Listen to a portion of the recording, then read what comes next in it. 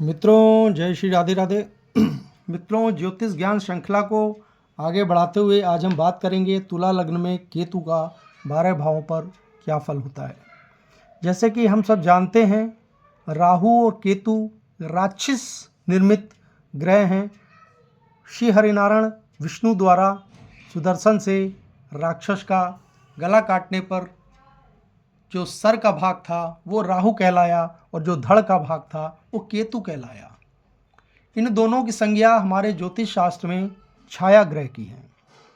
ये जिस ग्रह पर बैठते हैं उसके प्रभावों में वृद्धि करते हैं। अगर कोई ग्रह अच्छा परिणाम दे रहा है तो राहु के साथ बैठने से कुछ परिणामों में कमी आती है और कभी कभी उसके परिणामों में वृद्धि करते हैं, और अधिकांशतः अगर कोई ग्रह खराब परिणाम दे रहा है तो राहु और केतु उनके साथ बैठकर खराब परिणामों में वृद्धि करते हैं। मित्रों, केतु की हम सब जानते हैं पंचम, सप्तम और नवम दृष्टि होती है। जहाँ भी बैठता है केतु वहाँ से 5वें और 7वें और 9वें भाव पर अपनी दृष्टि रखता है, और अगर वो भाव पर अच्छे फल नहीं देता है, अशुभ परिणाम देता है, तो उसकी दृष्टि अशुभ कहलाएगी। और अगर वो भाव पर अच्छे फल दे रहा है तो जहाँ जहाँ उसकी दृष्टि पड़ेगी वहाँ भी वो शुभ फल प्रदान करेगा। मित्रों, केतु जब लग्न पर बैठता है, मित्रों एक केतु संबंधित एक उपाय भी आपको बहुत अच्छा बताएंगे, लेकिन हमारे चैनल पर बने रहिए।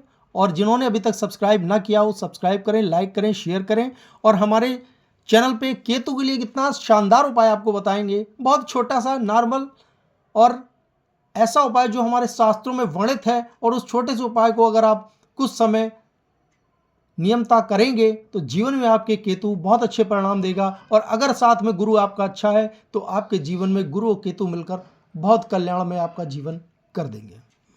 मित्रों, तुला लग्न में केतु जब लग्न में बैठता है तो यहाँ पर बैठा हुआ केतु बहुत अच्छे फल देता है।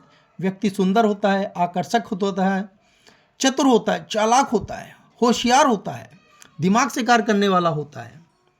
यहाँ पर बैठे केतु की पंचम दृष्टि हमारे संतान भाव पर होती है। संतान अच्छी होती है, शिक्षा को आगे ले जाने वाला होता है।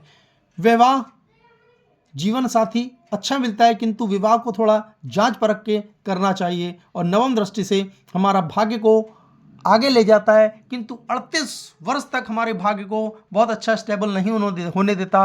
38 वर्ष के बाद हमारे भाग्य में वृद्धि करता है। मित्रों, केतु जब द्वितीय भाव पर बैठता है तो यहाँ पर बैठा हुआ केतु अच्छा परिवार देता है, धन लाभ देता है। ऐसे व्यक्ति की वाणी प्रभावशाली होती है, किंतु कुछ अटक अटक के बोलने का भी कुछ योग बनता है। यहाँ पर बैठा केतु पंचम दृष्टि से रोग ऋण शत्रु भाव को कम करता है। सप्तम दृष्टि हमारे जीवन में हमारी आयु को बढ़ाने वाला होता है, दीर्घायु करने वाला होता है। और नवम दृष्टि से हमारे कार्य व्यवसाय क्षेत्र में भी लाभ दिलाने वाला होता है। मित्रों, तृतीय भाव पर जब केतु बैठता है तो यहाँ पर बैठा केतु अच्छा फल देगा, उच्च का होगा। धनु राशि पर केतु उच्च का होगा, अच्छे फल देगा। किंतु ऐसे व्यक्ति मेहनती पराक्रम जितना करते हैं उतना उनको उसके अनुसार फल प्राप्त नहीं होता। धन कमाने में कुछ परेशानियां आती हैं, किंतु यहाँ पर बैठे केतु की पंचम दृष्टि हमारे विवाह स्थान को सुखमय बनाती है। सप्तम दृष्टि हमारे भाग्य को मजबूत करती है, और नवम दृष्टि हमारे आय के क्षेत्रों में वृद्धि करती है। बड़े भाई और मित्रों का सहयोग प्राप्त होता है। मित्रों, चतुर्थ भाव पर जब केतु बैठता है तो यहाँ पर बैठा केतु विपरीत राजयोग का निर्माण करता है। भाव का स्वामी शनि अगर अच्छी अवस्था में है, उच्च का है, पीड़ित नहीं है, तो केतु यहाँ पर बहुत अच्छे परिणाम देगा। भूमि, भवन, वाहन के सुखों में वृद्धि करेगा, माता का सुख अच्छा देगा।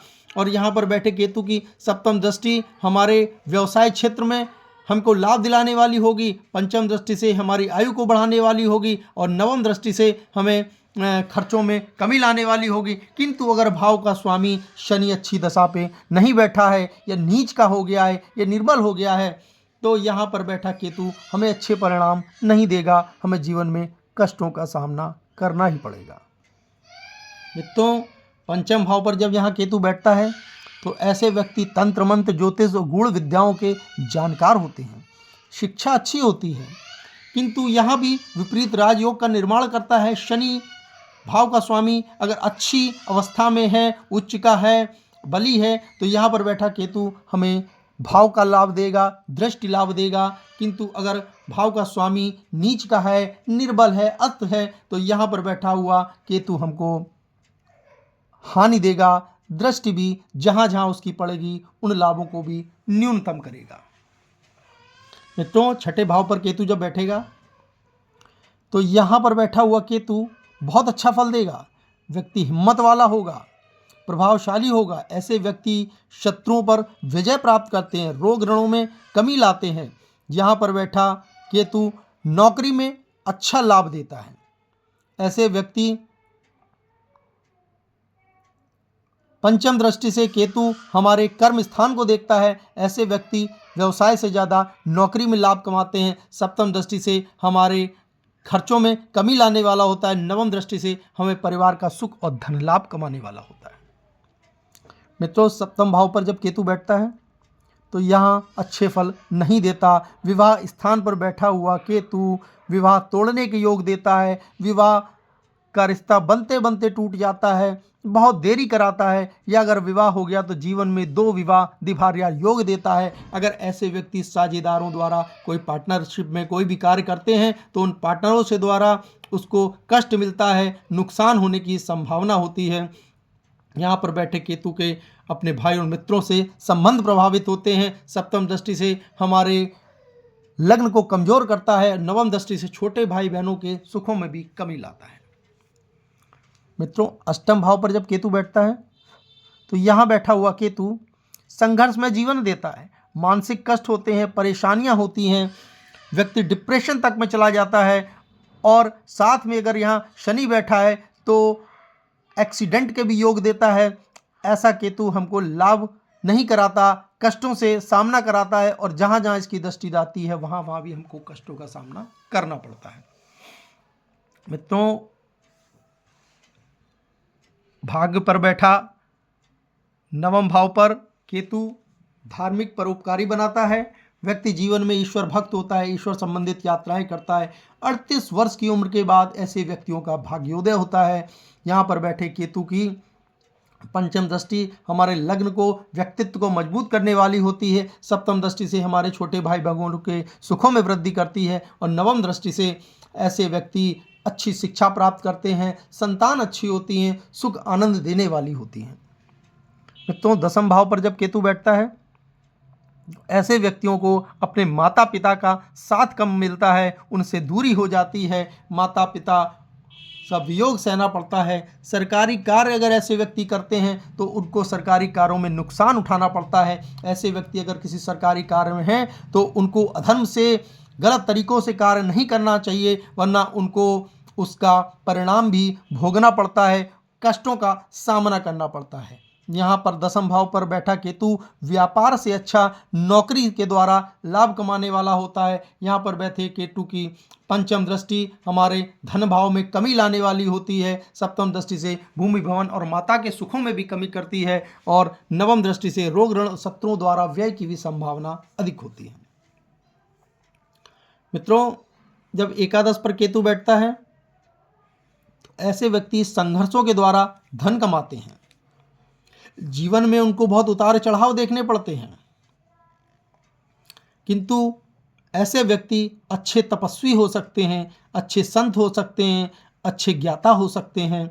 यहाँ पर बैठा केतु मित्रों एवं भाई से मतभेद कराता है और पंचम दृष्टि से छोटे भाई बहनों का सहयोग में भी कमी करता है। सप्तम दृष्टि से शिक्षा और संतान में भी कष्ट लाने वाला होता है। नवम दृष्टि से हमारे वैवाहिक संबंधों में भी मतभेद की स्थिति उत्पन्न करने वाला होता है।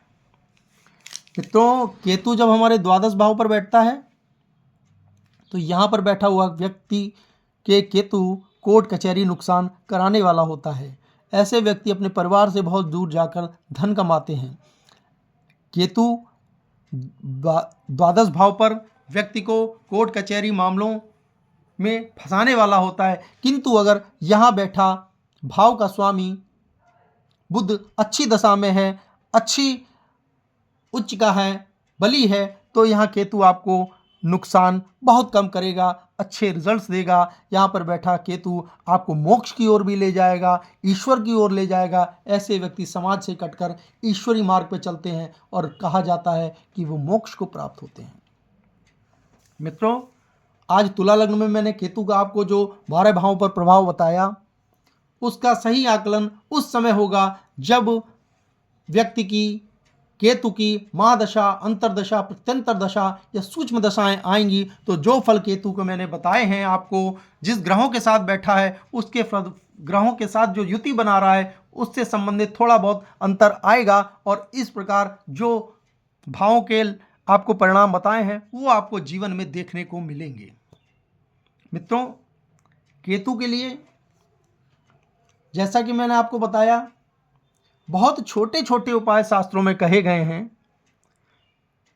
कुछ बड़ा नहीं करना है, आपको थोड़ा सा ध्यान रखना है। डे वाइज डेज हमारे सारे 9 ग्रह अच्छे हो जाएंगे, इसका हमको पूर्ण विश्वास है। और इसमें कहीं भी कोई संदेह नहीं है कि जो शास्त्रों में वर्णित चीज़ें लिखी गई हैं उसमें कहीं भी असत्यता नहीं है, वो पूर्ण रूप से सत्य है।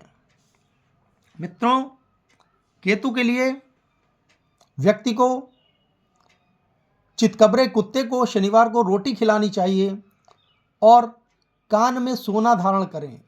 जी मित्रों, कान छिदवाकर कान में अगर आप सोना धारण करते हैं और शनिवार के दिन चितकबरे कुत्ते को रोटी डालते हैं तो मित्रों यकीन मानिए इस शास्त्रोक्त उपाय के द्वारा आपके जीवन में केतु बहुत अच्छे परिणाम देगा और आपको जीवन में केतु बहुत आगे ले जाएगा।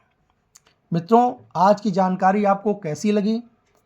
और मेरा प्रयास रहेगा कि आपको हर वीडियो में मैं इससे भी अच्छी कोशिश करूंगा, जानकारी दूंगा और हर वीडियो आपको बेहतर जानकारी देने के लिए मैं प्रयास करूंगा। मित्रों, कृपया जिन्होंने अभी हमारे चैनल को सब्सक्राइब नहीं किया है वो सब्सक्राइब करें, लाइक करें, शेयर करें और हमारी जानकारी को और अच्छा करने के लिए जो भी महत्वपूर्ण उनके पास सुझाव हों वो हमको दे के अपना आशीर्वाद प्रदान करें। आज के लिए आप सभी को राधे राधे।